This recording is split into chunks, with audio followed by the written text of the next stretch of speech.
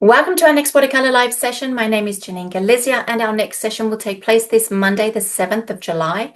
We are going to paint one of my most favorite buildings, which is the Santa Maria della Salute of Venice.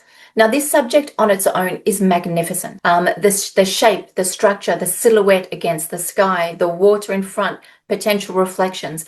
This subject has everything going for it, but I want to focus through this subject on something that I believe is so important and so neglected in many paintings, and that's the way you finish your paintings, the actual role, the actual meaning of why we finish a painting in a certain way. Now, what I see judging paintings, because I have a tendency of seeing thousands of paintings a month, and a lot of the things that I see are either paintings underworked, underfinished, or overfinished. And I think the underfinished paintings is that sometimes people get to the point and they say, I don't dare do anything because I'm scared I'm going to ruin the painting. So they stop short of actually finishing the painting. And the other side is obviously overworking the painting, just painting too long and painting too much information into the painting. Now, these two create the same effect. They weaken the painting. So understanding how to finish a painting is just as important as how to begin the painting. Understanding what the composition will be, understanding how your tonal values are going to work, what colors you're going to use. The way you finish your painting is what people will see, underworked, overworked, or just not adapted to the subject. So what I want to do with this subject is really focus on what are details.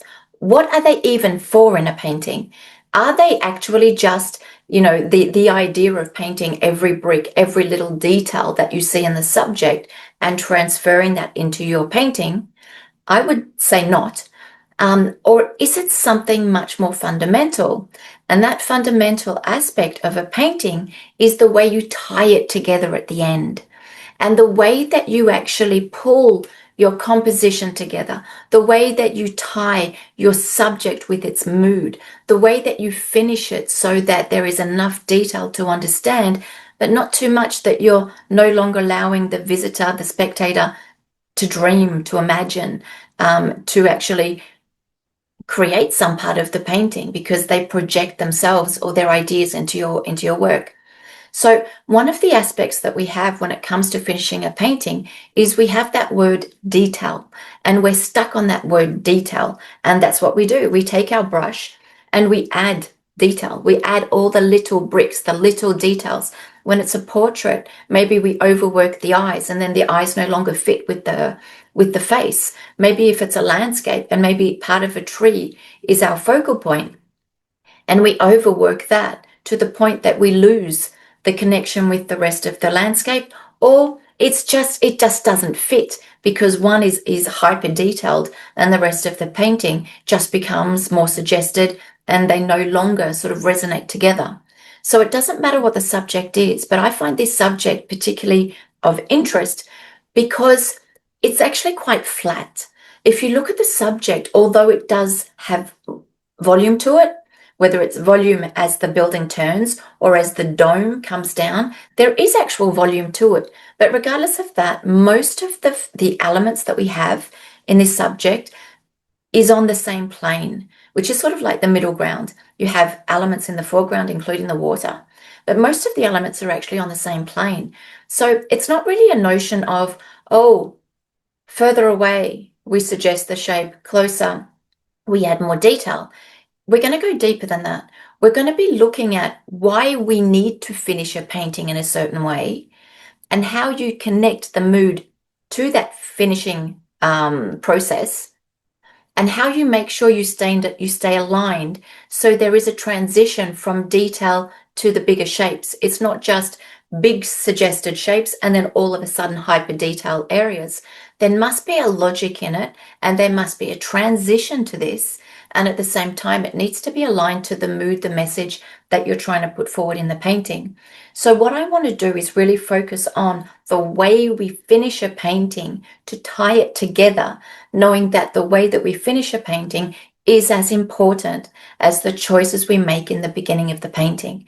And we have a tendency to quickly do them, just almost paint our details in a habitual way, and not necessarily finish the painting for the good of the painting that we actually have.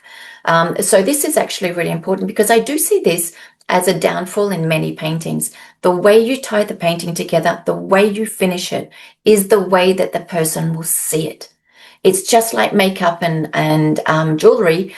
They're there. You can see them. The washes, the composition, the structure are actually more discreet. They're not so in your face. They're not so present in the finished painting, but the details are. So as the details actually are one of the first things you see, because they're sort of the last layer, you really need to figure out how you're going to put them into your painting to make the painting work and tie it together better. So this is a really important session.